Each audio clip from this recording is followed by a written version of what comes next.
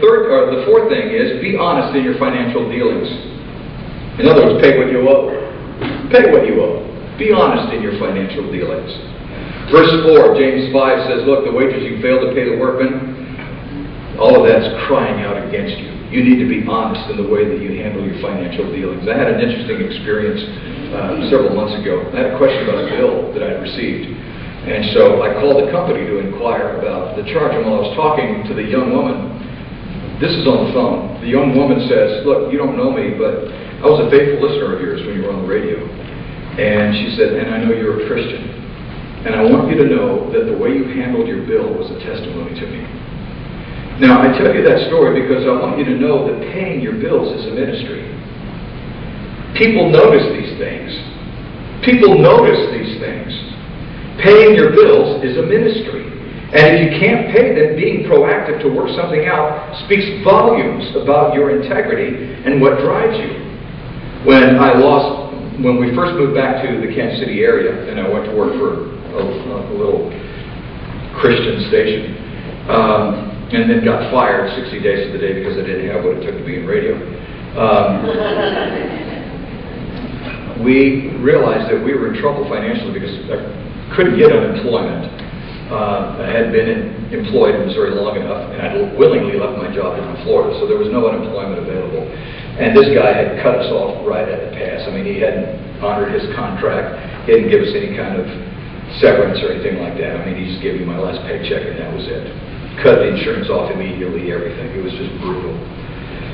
And one of the things that we did was, one of the first things that we did was Marcia and I sat down with our boys and we explained to them what was going on, because we wanted them to understand that there were going to be some decisions, some tough decisions that we were going to have to make, some different ways of doing things.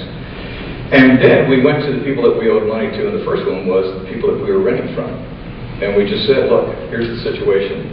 I've lost my job, and I'm not going to be able to make this payment. And, would you like us to move out? And, we'll try to make this good. I apologize. I lost my job. What can I do? And this woman, she and her husband they're both physicians in this area, and they're Islamic, by the way, which I thought was interesting because of her statement. She said, oh, we know you're a Christian and you'll pay. And I thought, wow, how do you know that? Because she hadn't dealt with us before, but she had dealt with other Christians, and she knew that. She knew the Christians were honest. She obviously, maybe they weren't Baptists, I don't know, but she knew the people that she'd met were honest.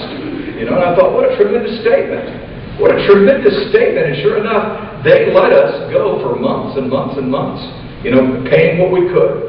And we were finally able to catch up everything and pay it completely in full. And what a great day that was, because it was just a sign that God had brought us through the difficult times.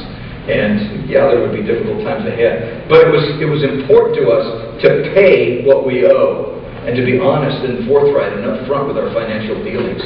So pay your bills. It's a ministry. And if you can't pay them, be proactive to work something out with the person that you owe. That will speak volumes about your integrity and what it is that drives you.